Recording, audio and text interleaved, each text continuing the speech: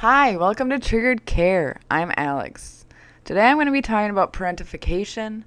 I read a very good article about it, and I'm going to link that article down below so you can get the full thing because I just pluck out, the definitions of stuff and all that good stuff. So if you want to read it more in depth, you can click on it below. So let's get into it.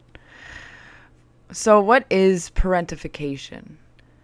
Parentification is the role reversal for child and parent, where the child provides physical and or emotional support that is typically supposed to be performed by the parent or caregiver. And there's two different types of parentification.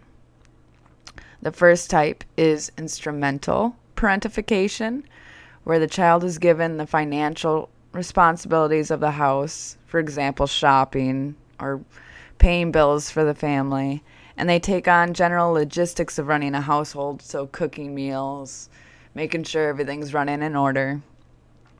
And this type of parentification can be beneficial if there is a secure attachment between the child and parent, like a secure emotional attachment where the parent is being emotionally supportive of their child even if they need help from them. The second type of parentification is emotional parentification. Parent requires child to fill an emotional and psychological needs of the parent, which means the kid is going to have to gauge and respond to the parent's emotional needs. They're going to need to serve as the parent's confidant and supply unwavering support of the parent, along with providing crisis prevention during psychological distress. And this is oftentimes more destructive than instrumental parentification because the child then needs to sacrifice their own emotional needs in order to support their parent, which unfortunately children are too willing to do since they're children. Their brain is not developed enough. They are not in a secure enough place to have the autonomy to be like, wait, I need to be taken care of. They are automatically going to fill that role if the parent obliges them to. So, some risk factors for parentification is maternal sexual abuse history, low maternal socioeconomic status, physical and mental illness, addiction, divorce, single-parent households, and adult attachment issues. And by no means does your parent have to have all of these to be doing the parentification. It's just some things that may lead to parentification. I know that when I read that, quite a few of them dinged off in my brain for, oh yeah, that's my ma. But, yeah. And so what are the outcomes for when they do this, when they turn their children into a parent type role?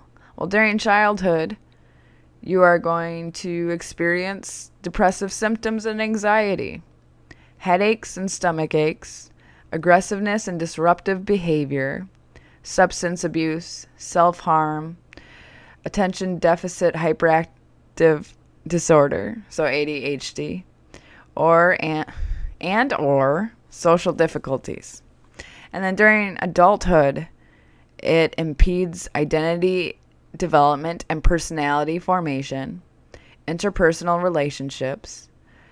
It comes along with attachment issues, of course, mental illness, psychological stress, masochistic and narcissistic personality disorders, substance abuse, and it affects our academic and career choices. Now, I started looking into this because a friend of mine recently found this term, and it's really been helping her out put together the pieces. And so I started looking into it because I've heard of it and I kind of knew about it, but it's been a while since I looked into it. And so I started looking into it and looking up articles and stuff. And it is triggering to read through a bit.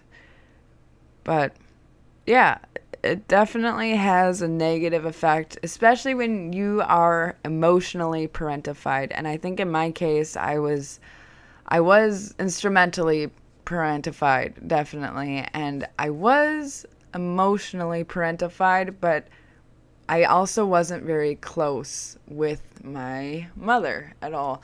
I didn't necessarily want to be close to her,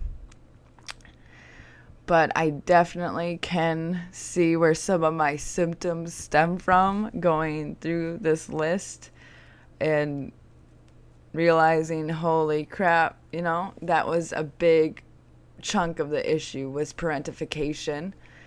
And it was saying in the article, like, when it's not reciprocated, like when you are unwavering supportive of your parent, but there is no reciprocation, they are never supportive of you, that causes a lot of issues.